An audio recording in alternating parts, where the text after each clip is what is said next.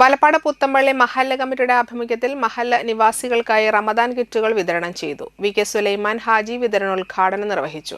മഹല്ല ഖത്തീബ് റഫീഖ് ഖാസിമി ചടങ്ങിൽ മുഖ്യപ്രഭാഷണം നടത്തി. സാമ്പത്തിക വേർതിരിവുകളില്ലാതെ മഹല്ലിലെ മുഴുവൻ കുടുംബങ്ങളെയും ഒരേപോലെ പരിഗണിച്ചുകൊണ്ടാണ് കഴിഞ്ഞ 2 വർഷമായി കമ്മിറ്റി ഈ പദ്ധതി നടപ്പിലാക്കുന്നത്.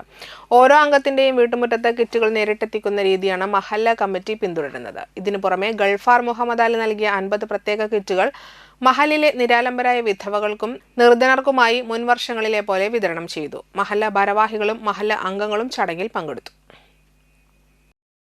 3 വർഷം കൊണ്ട് ഈ ജമാഅത്ത് നടത്തിവരുന്ന റമദാൻ കിറ്റാണ് ഈ വർഷവും വിതരണം ചെയ്യുന്നത്.